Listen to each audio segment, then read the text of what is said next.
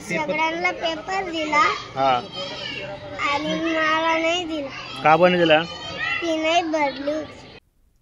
एकीकडे विद्यार्थ्यांच्या शिक्षणासाठी शासनाकडून अनेक नवनवीन योजना तयार करण्यात आल्या, तर दुसरीकडे अनेक खासगी शाळांमध्ये दरवर्षी फी मध्ये मोठ्या प्रमाणात वाढ होत असते आणि याच फी मुळे विद्यार्थ्यांना ऐन परीक्षेच्या वेळी नाहक त्रास सहन करावा लागतो। धुळे शहरातील साक्री रोड परिसरात असलेल्या नवजीवन इंग्लिश मीडियम स्कूल येथे काही विद्यार्थ्यांची फी बाकी असल्यामुळे त्यांना ऐन परीक्षेवेळी शाळा प्रशासनाने परीक्षेत न बसू देण्याचा निर्णय घेतलाय।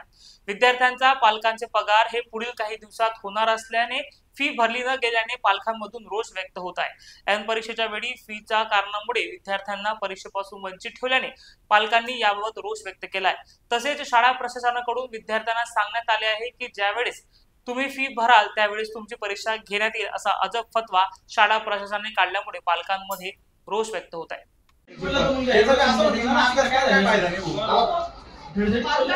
विचार करायला पाहिजे काय म्हणतो पालक म्हणताय ना आम्ही 2 दिवसांनी 3 दिवसांनी भरतो असं पालक नाही म्हणत नाहीये। आपली शाळा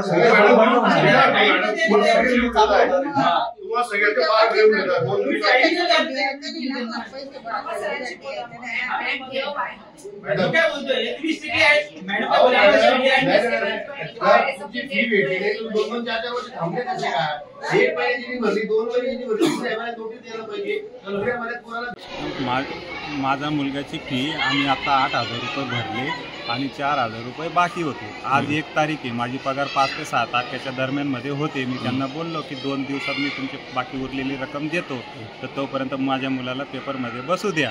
पण त्यांनी मला असं सांगितलं ज्या दिवशी तुम्ही उरलेली रक्कम जमा करणार त्या दिवशी तुमच्या मुलाचा पेपर वेगळा घेतला जाणार आहे। आणि माझाच मुलगा काय इथं एक वर्ग भरलेला आहे, ज्यांच्या पॅरेंटने पैसे दिलेले ते सगळे मुलं इथं बसलेले आहेत। बाकी काही रडतायत कमी वयाचे पोरं, ते असं सांगतायत की आम्हाला पेपर दिले नाही, तुम्ही पेपर देणार त्याच दिवशी पैसे देणार त्याच दिवशी तुमचा पेपर घेतला जाईल। सगळे वर्गाच्या बाहेर सगळे मुलांना काढलेलं आहे आणि बाकी पोरांचे पेपर आतमध्ये चालू आहेत। प्रिन्सिपल मॅडमांना रेलन साहेबांना आम्ही फोन करून रिक्वेस्ट केली पण ते ऐकत नाही।